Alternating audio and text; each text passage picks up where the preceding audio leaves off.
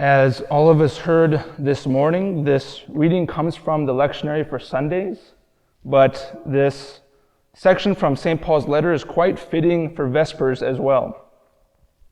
There is a theology for the Liturgy of the Hours, and it follows a cyclical pattern. So a theologian I used in preparing for this, Pius Parsch, wrote in the 1950s that there is this cyclical pattern, both on an annual and on a daily level. So annually we have Advent and Christmas, ordinary time. We have Lent and Easter in ordinary time, and the cycle continues. And every day we have Lauds, daytime prayer, Vespers, office of readings, and Compline. And likewise, the pattern continues. So Pius Parsch saw a connection between these two cyclical patterns. And he said that just as in Christmas and in Easter, we sing psalms and we have prayers that are about giving praise for life, for new life, just like for the incarnation and the resurrection. So in morning prayer and lauds, we sing praises and we glorify God through the new life. And he provides a symbol of the rising sun for this notion of praising God for new life.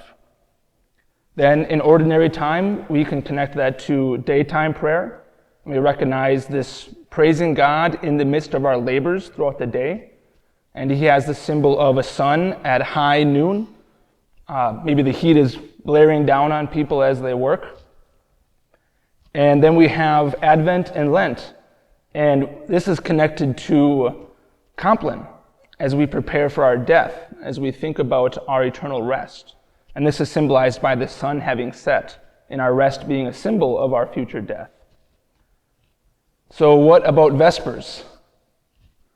Well, Vespers is symbolized by the setting of the sun, and this connects the day's labors to our evening and our night rest. So Pius Parsch connects this to Holy Thursday, and in particular to the Eucharist.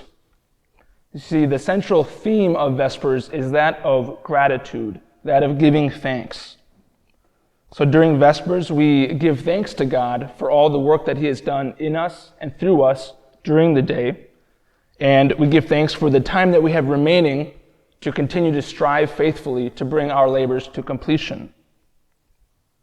So this is why the reading from St. Paul is fitting for Vespers. The passage centers on gratitude and fidelity. Immediately before what I read, St. Paul expresses the gratitude. He writes, "We ought to thank God always for you, brothers, as is fitting, because your faith flourishes evermore, and the love of every one of you for one another grows ever greater." And in what I just read from this section from St. Paul's letter, he expresses fidelity. He warns us not to become anxious as if the day of the Lord is already at hand. Rather, we ought to remain faithful in our labors, not to be spooked, not to get worried and kind of leave aside what we're being asked to do right now. So this instruction from St. Paul also has a lot of implications for us today. We might consider the sun is beginning to set on our semester, yet there is still so much work to be done. Papers and exams, CPE applications for some of us, or ministry requirements, these all need to be done and complete in the next 5 weeks. But St. Paul warns us not to become anxious, as if the end of this semester was already upon us. We still have time. The sun is only beginning to set. We ought then to be grateful for how much we have learned this semester and the time we have remaining. And we should commit ourselves to be faithful to completing the projects and the labors that we've begun. And these insights, that of gratitude and fidelity, have wider implications. Perhaps the sun is beginning to set on your time in the studium in St. Louis. Or perhaps it's beginning to set on a project, a ministry, possibly a dissertation, maybe not yet. In either case, we are called to be grateful for all that we have accomplished, and we're called to be faithful in bringing it to completion. As many of you know, I am serving this year at SLU Hospital for my ministry. And some of the patients that I visit offer another perspective to this. Katrina, for example, is almost 100 years old, and she fell at home. And I visited her, and she expressed to me how grateful she was for her family. She said she has 9 children, 42 grandchildren, over 200 great-grandchildren, and more great-great-grandchildren than she could count. Pretty amazing.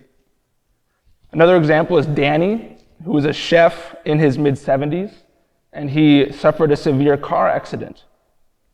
And he told me when I visited him how much more he wanted to do with his life, that he wasn't yet ready to go. He said he wanted to plant a new garden. He wanted to become a better cook. He wanted to connect with family and friends once again. Now, both Danny and Katrina were able to go back home. And I think that they provide for us an example of gratitude and fidelity, even as the sun begins to set on one's life. So as we turn to the Magnificat and the silence of adoration that follows, let us give thanks for all that God is accomplishing in us and through us.